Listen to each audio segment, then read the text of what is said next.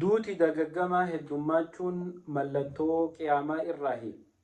Obboleeyyan kiyya zamana kana ilmi namaa kanuma eeda fayyaa qabu sibiraa deemee gachiisee ganama gizee hirribaa haatu reefka isaatiin walitti dhufta.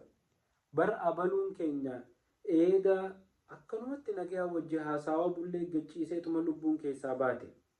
Gariin ammoo osuma dhaabbatee bishaan dhuguutu lafa dhawee achitti ruuhin keessaa baate. Duuti akkanaa tun zamana dur keessaa hedduu hin turre obboleeyyan kiyya. Zamana kana ammoo namuma arra wajji haasawa walte wajjin nyaattee gachiistee osoo dhukkubbii mataa takkan himatin osoo bakka tanaan na dhukkubaa hin jehin ganama reefka isaatitti lafaa haata. Obboleeyyan duuti akkanaa heddummachuun mallattoo qiyaamaa akka taatee rasuuli rabbi sallallahu alayhi wasallam nu barsiisan.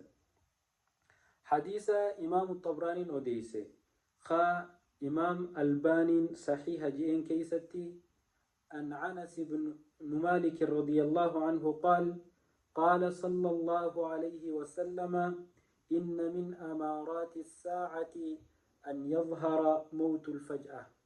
وبلينكي حديث أنس بن مالك الرأودي فمخيستي رسول ربي صلى الله عليه وسلم أكنجأن إن من أمارات الساعة ملتوق يا قيامات الرا أن يظهر موت الفجأة دوتي دققما ملتشودا جاء رسول ربي صلى الله عليه وسلم.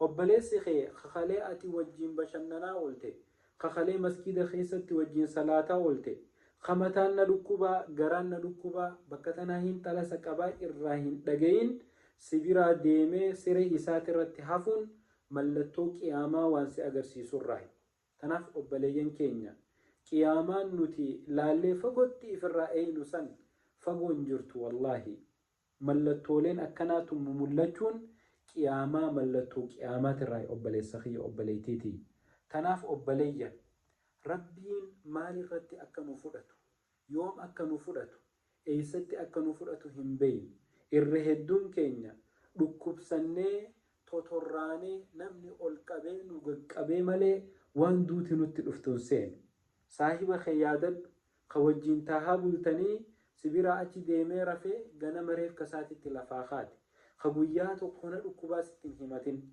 تناف أبلي سخية ركوب ستشو باتوس فياغوتو كباتوس غاف غويان كيلوفي بكو مجرتو دابجو تيسا توبني غر ربي هادي بنو. السلام عليكم.